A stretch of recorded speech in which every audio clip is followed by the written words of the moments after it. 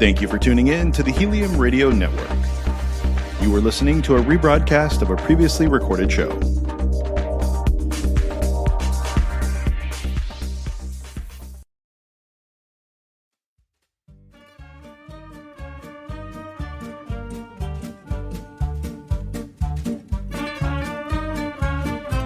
Welcome to the Insurance Sucks podcast. Yeah, we know it sucks, but you have to buy it, and you probably don't have the smarts to figure out what you need or where to find it. That's why you should listen to Eric and Daryl, brought to you by QuoteSavage.com.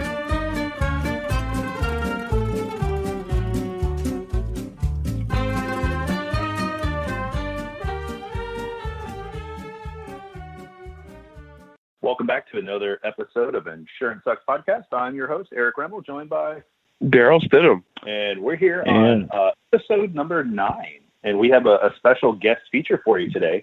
We're bringing in fellow, I guess you would say, insurance connoisseur and real estate pro, Brian Beatty. Welcome to the show. Hey, thanks for having me. Oh, we're really excited to learn about all about homes and learn about, some tips on things you should look for before you have to buy insurance or buy a home.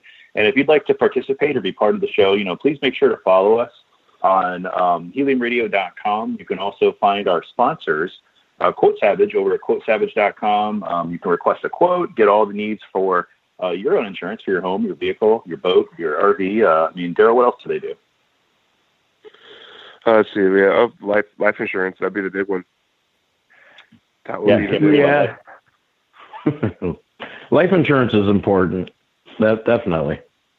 Absolutely. I could say, if you own a home, whether you're single or married or have kids or you have family, probably one of the biggest expenses. So once you get into a house, if you haven't talked to somebody about getting life insurance and making sure your spouse or dependents or the people you're going to hand that house to should you die, I think it's important to cover that cost. You know what I mean? It's pretty important. Can't say enough for people setting their selves and their dependents up for success should something go wrong. That's one of the biggest things. Well, I couldn't have said that better myself. Yeah. So on the real estate end of it, though, I mean, I rely on insurance agents like Daryl, and I truly believe that somebody should talk to the professional and not that 1-800 number or online, entity, because you're talking about one of your biggest investments in your life. And I really think that having an agent that can walk you through and understand the differences on what coverages you're getting, what you're paying for, is huge. And when there's an issue, I always like to go to my agent first, if it's during normal business hours, and say, hey, this is what happened. A lot of times they're going to educate you whether or not it's worth making a claim. If it's, hey, your deductible's this, what's the damage cost? Do you think it's worth making a claim? Not that you're going to lose your coverage. I mean, it depends, I suppose, on what's going on. But, if you've had 3 water damage claims in a year, the company may have an issue with that. But realistically, talking to an agent, you're going to get a better decision than you will from that 1-800 number. And that's always been my take on insurance is have somebody you trust on your side. Absolutely. Absolutely.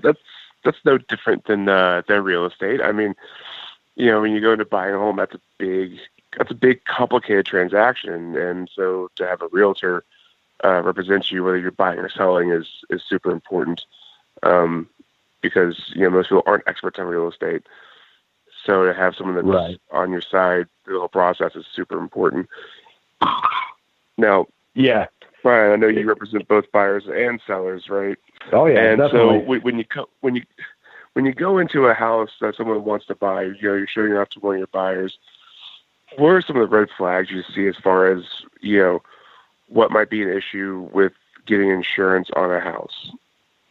So that's a great question because honestly, like before we ever start the home buying process with the new client, there's several steps that I'm usually taking with that person to get a good grasp on where their financial stability is and what they can afford. And insurance is a big factor, along with not just cost, but taxes and all that kind of stuff. So I'm not an expert in mortgages or qualifying people, so we always rely on a mortgage person to specialize in the mortgage on, and I rely on an insurance person to specialize in the insurance aspect, the same as like home inspection.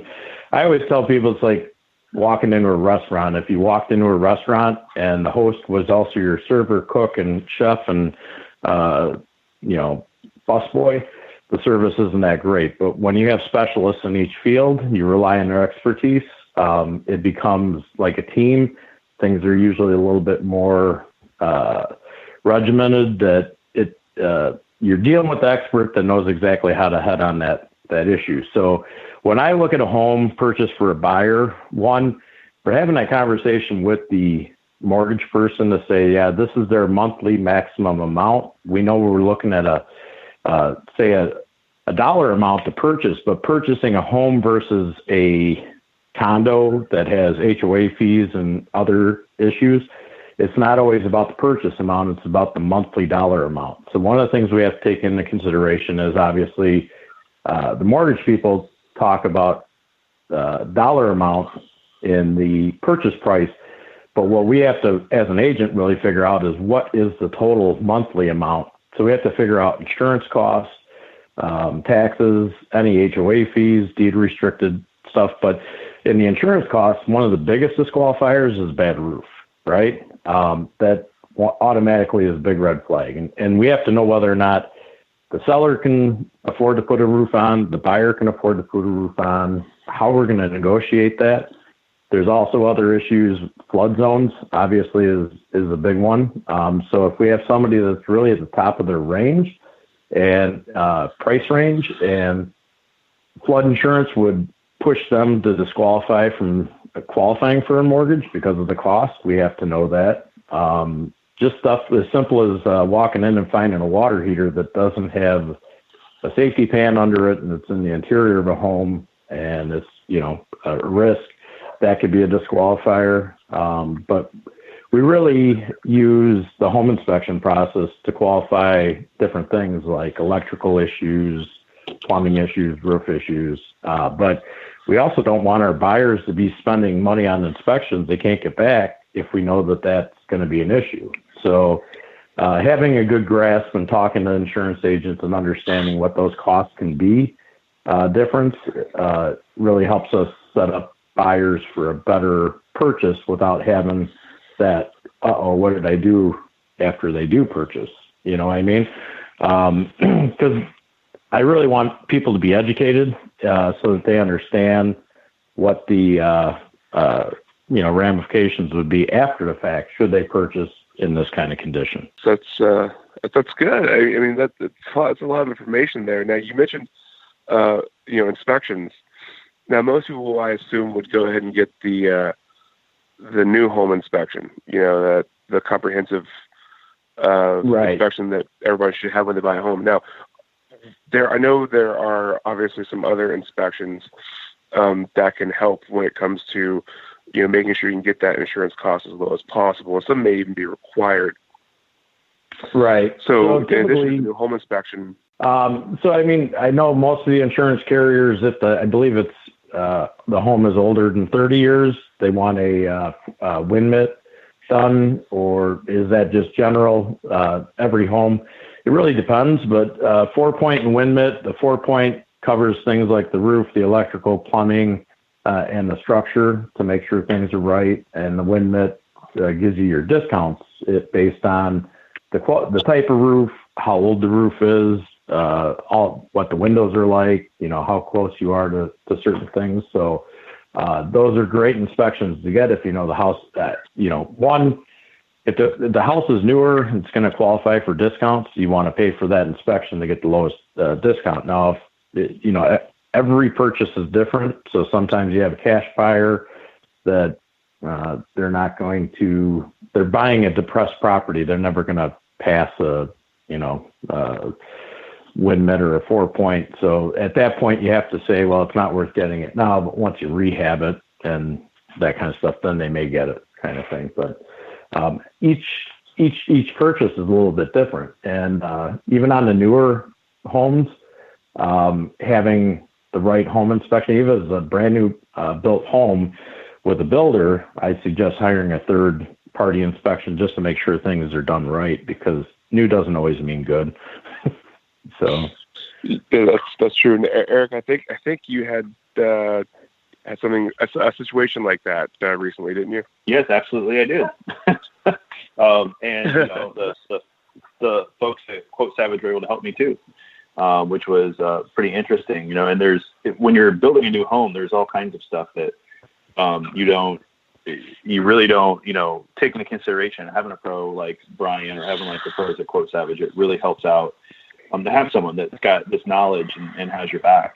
And Brian, one of the interesting things about you, which we didn't get a chance to share yet before we got started, is you actually have a background, before you got into real estate, in the trades arena. So you actually are one of those unique kind of people that can spot things that the average realtor might not be able to.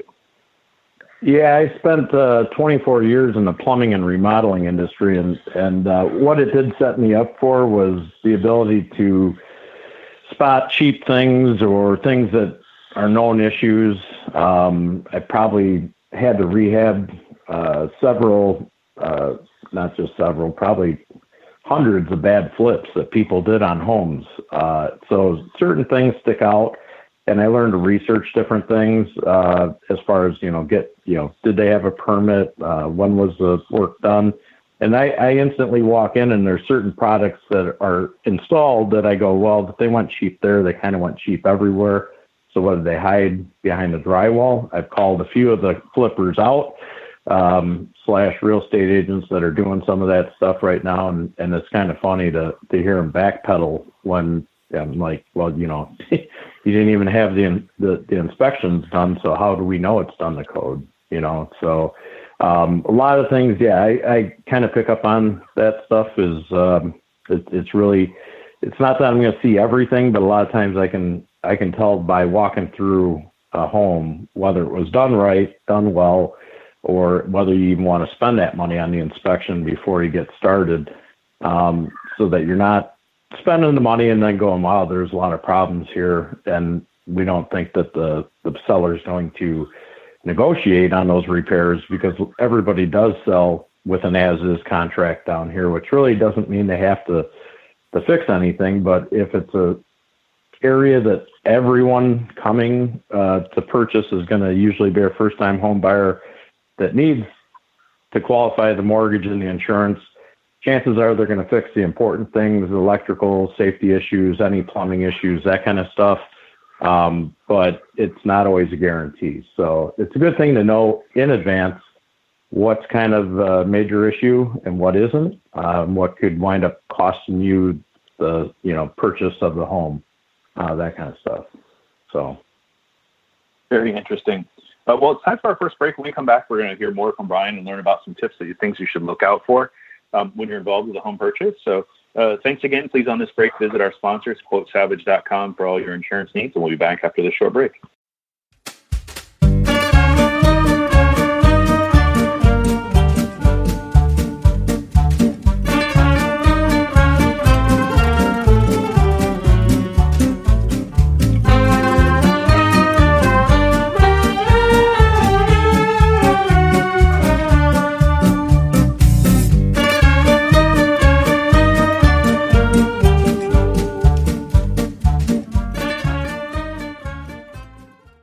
Welcome back for our first break, Insurance Sucks podcast. Make sure you listen to our sponsors. Check out their website, quotesavage.com. Fill out the form there for all of your insurance needs. We'll be happy to help you. And if you're listening in our first segment, we're talking to local sales pro, Brian Beatty, and we're learning all about some things that you should look for, especially when it comes to insurance and purchasing a home. So, Brian, thanks again for joining us. And I just recently learned you have a podcast of your own. Why don't you tell our listeners a little bit more about that?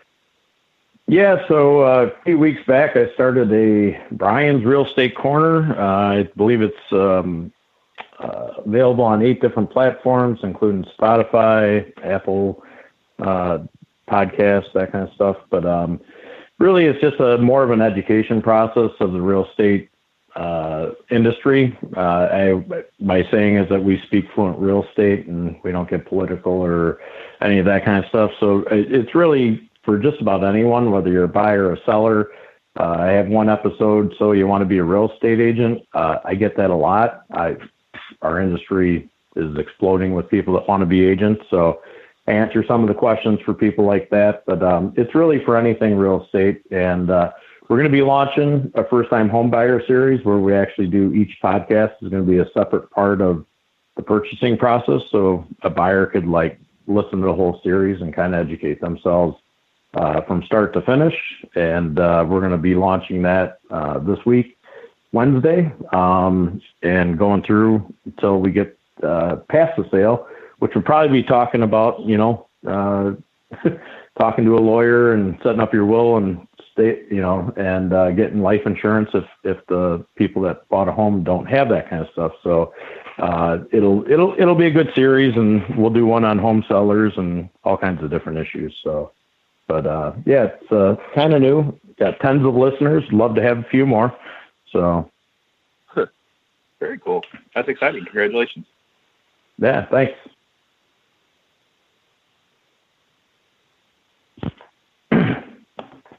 So, Daryl? I thought we were doing something else. Okay, no, we're good. So, Brian. Yeah. You, like Eric and I, you live in Florida, you work in Florida. One of my favorite things to tell people is if you live in Florida, you're in a flood zone. Right. And I know that there are preferred flood zones that don't require insurance if you have a mortgage, and there are some that are. Now, you work mostly in coastal counties. How often do you run across the need to have to purchase mandatory flood insurance? Yeah, so it's a burning question with a lot of my buyers because, so many people have either rented or came from outside the area. And like me coming from the Midwest, we weren't in a coastal flood zone. So we didn't, there were flood areas if you were along low-lying river areas, that kind of stuff. But the market down here is very different. It was pretty interesting to try and learn where flood zones were and where they're not, and additional costs. So I think the biggest thing that most people fear is that they just hear flood zone and automatically think it's going to cost them $10,000, $12,000 a year. So we have buyers that we set up searches all the time that exclude flood zone A, AE, VE, and only show homes in X and X500, which means they don't have to have flood insurance. It's not that they don't need flood insurance. It's just not required by most mortgage lenders to get a loan. So ideally, if we know what their costs are and what they're looking for, if we know that they're in flood zone A or VE or AE, they're going to be paying some additional. We're trying to get some kind of a cost through like real estate agents or not real estate, insurance agents, based on if they have an elevation certificate, that kind of stuff. But I know that there's a big difference between like the National Flood Insurance Program and auxiliary programs like Lloyd's of London and a few other carriers that seem to be more affordable. But I always kind of warn people that it may not be apples to apples, but the quotes are a lot different. So one of those things, just like the restaurant analogy, I try and rely on an expert. I always send people to Daryl or the insurance agent that is going to answer that question best for that person. So I think it's really important for Daryl to tell us what the differences are between some of those policies, what they can expect and what the coverages would be, because it's, really, I just educate my buyers and make sure they're talking to the expert, and it's their decision to move forward. But the flood insurance is a huge deal. And I know if you're not one of those flood zones, that additional flood insurance is pretty reasonable and worth getting the coverage. from that agent. So, that's not always a bad thing either. Yeah, I mean, so we talk about those new flood programs from other companies. Most people have flood insurance through the NFIP, the National Flood Insurance Program, which is backed by FEMA, underwritten by other insurance companies. Those new private companies, they come out. Those are great options for people that have favorable inspection results, that where they're not below base flood in their house. Mm-hmm. And so what I mean by base flood is when you're in a flood zone A, E, B, there's going to be a base flood elevation attached to that property. I'll give you one of my favorite examples. I was looking at quoting a house in Dunedin. The house was built in 1972. The base flood for that house was about 24 feet. So that means at any given time, if that property floods, they would expect it to be about 24 feet above where the ground is, right? Mm-hmm. This house was sitting at 10 feet. So wow. It was 14 feet below base flood. The premium on that house was $56,000. Yeah, well, for a year. I mean, you just do the math. I mean, if you got that flood that they're expecting, your water is probably about 6 feet high on the second floor level, if there was a second floor level. So imagine all the belongings in the structure and the damage it would have done, So exactly. And so that's what people have to take into consideration. Right. And it killed the deal. But if you have a favorable where you are, say the base flood is 6 feet and you are 10 feet, those options through private flood insurers are definitely viable. My personal favorites are the ones where you can wrap the homeowners and the flood into one policy, because it's one bill, it's not two. It's all wrapped together. You get the coverage up to your dwelling limits, which is always nice to have, as opposed to a separate supplement in your coverage. Sure. So always be on the lookout for one of those types of policies, but always make sure you have an elevation certificate. I cannot stress enough how important it is to have one of those if you're looking to buy in a flood zone. Sure. And it's just like that. The 4 points going to get you exactly what you need to be paying, and probably any discounts you'd get applied on it. So I remember you telling me also that there's a possibility that sometimes the home itself is actually not in the flood zone, but part of the property is. And if there's a way of doing that, so it's not an always thing, but if that's a scenario, because I have seen homes where the flood zone just touches the property, but the physical home itself is so far up that it's in the flood zone X or X500. So that can make a difference too by getting that elevation certificate also, correct? Absolutely. Yeah. I think it's a $500 fee to have your home remapped in the FEMA system so that your structure is not in the flood zone, even if the back part of your property or the front part of your property is. As long as no part of your structure is within that flood zone, you should get remapped so you don't have to purchase the mandatory flood insurance, and the insurance would be cheaper. And by the way, if you're in an X zone, it's $485 a year for the maximum coverage through the NFIP, which is not a terrible price to make sure that you are covered for rising water into your home. Right. And that's really important to say, the rising water. So some people don't realize the difference, what flood insurance covers versus your regular homeowner's insurance, like if a pipe bursts or the roof leaks, that kind of stuff. And me being a plumber, we used to have to try and educate people all the time. A pipe would break in a wall and they go, does this go on my flood insurance? No, it's your homeowner's insurance. And oh, by the way, it really doesn't cover the repair of the pipe. It covers the damage it caused. So I think that's a real big thing that people need to be educated on too, is what the different policies do and what they cover. Like where I came from in Illinois, we had sump pumps. Every sump pump fails at some point. It's a mechanical device. Probably one of the number one payouts in that area because of the water damage caused by a failed sump pump. But there were limitations of like $5,000.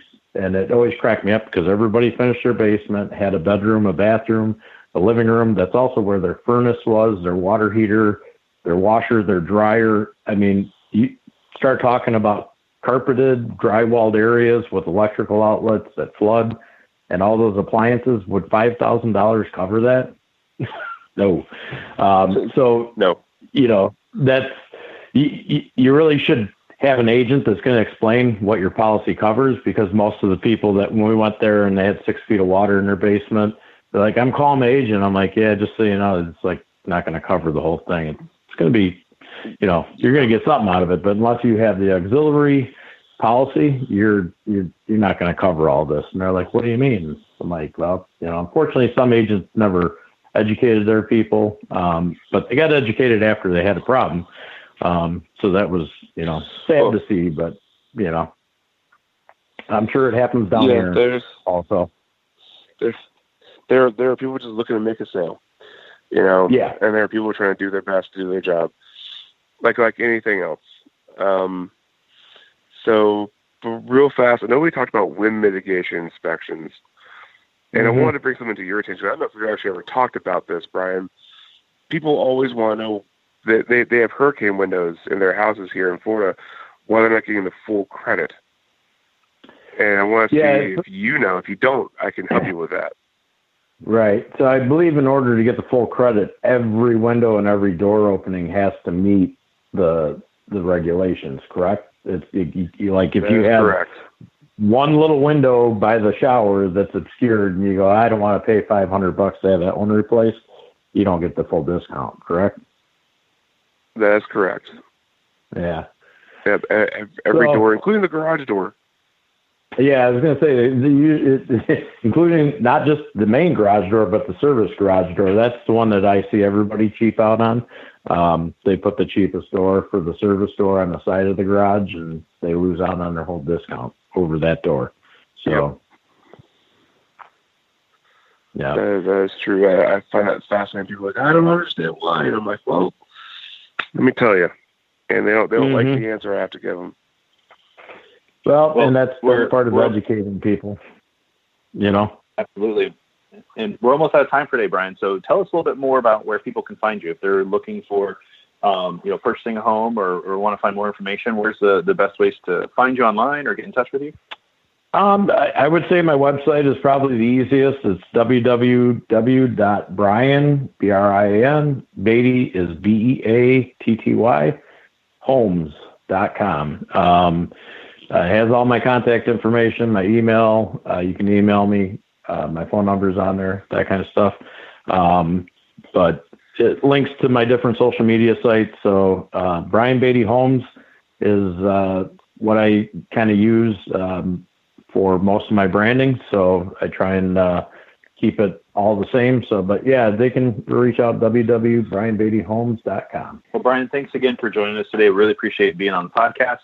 And we're looking forward to having you back in the future, asking you some more questions when it comes to home purchasing. So, as always, awesome. I appreciate it being here. Oh, you're welcome. I'm your host, Eric Remmel, joined by Daryl Stidham and Brian Beatty.